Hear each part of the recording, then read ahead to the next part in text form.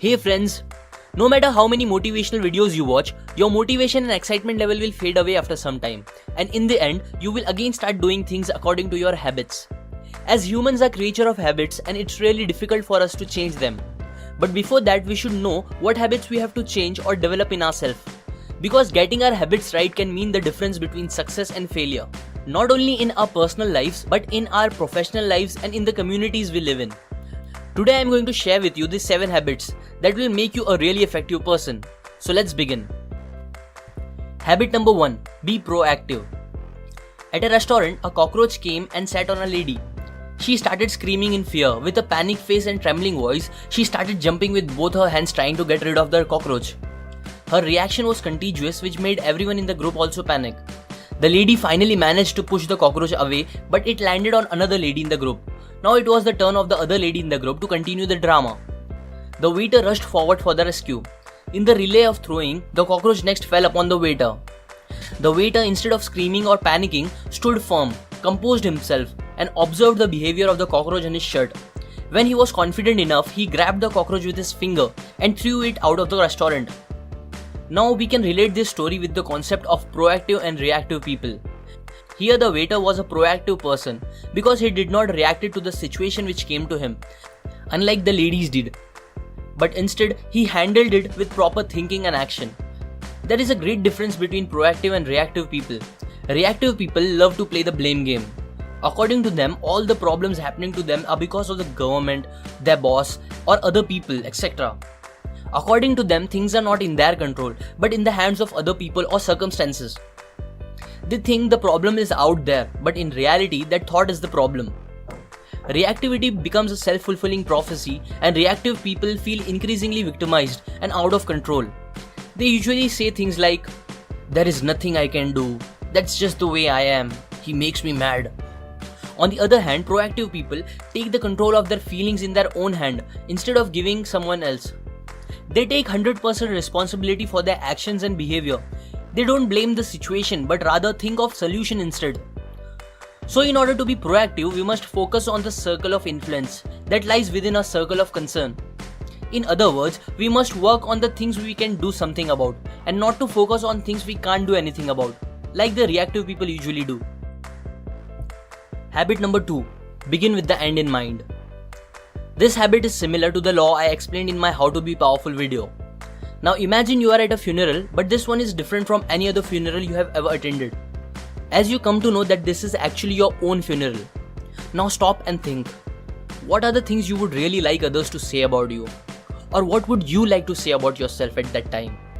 Example, do you want to be remembered as a great friend? Then are you behaving as a great friend right now, which will make your friends to say that? Do you want to be remembered as a person who added a lot of value to the society and helped many people in need? If yes, then are you working on it right now? Are your actions aligned with the goals you want to accomplish? Ask yourself, what are the things that you definitely want to achieve before you die, and start working on it. Don't just do things without any clue of the end. Habit number 3. Put first things first.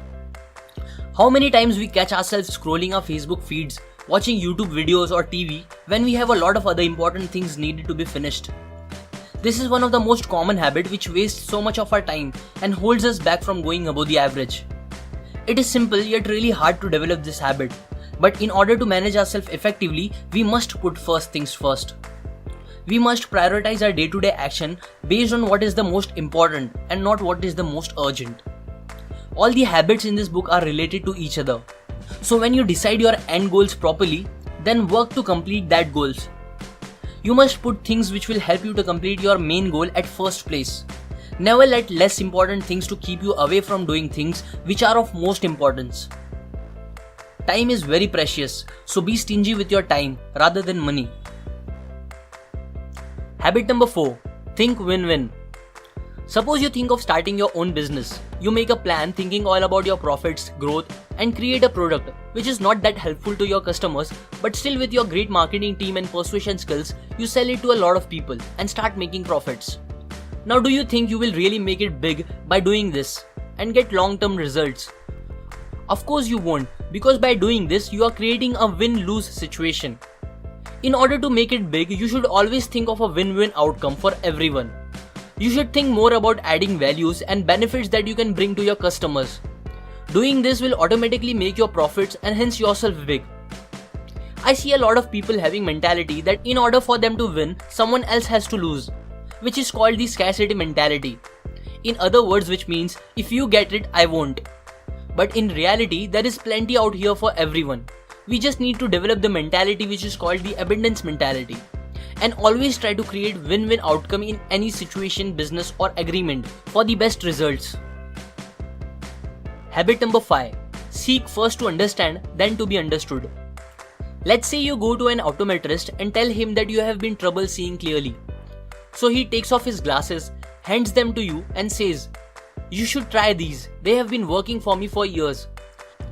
So you put them on, but it only makes the problem worse. Now what are the chances you would go back to that optometrist? Yet in our everyday interactions with others, we do the same thing. We prescribe a solution before we diagnose the problem clearly. We start criticizing people without understanding their feelings. We focus on what the other people said and react thinking, how can he say that? When our main question should be, why did he said like that? And what were the real feelings behind it? So before you can offer advice, suggest solutions, or effectively interact with another person in any way, you must seek to deeply understand them and their perspective through empathetic listening. You should not listen with the intent to reply, but rather understand. The most important point is that the person should feel you understood. When you will start doing this, people will also start understanding you. Habit number 6. Synergy. If you put two plants close together, their roots will commingle and improve the quality of the soil, so that both plants will grow better than they would have on their own. Principle of synergy encourages us to team up with people rather than fighting or trying to take each other down. Example, there was a tree with apples on it. Two men were trying to pick apples from it, but they were too short to reach them. So one man got above the second and picked all the apples.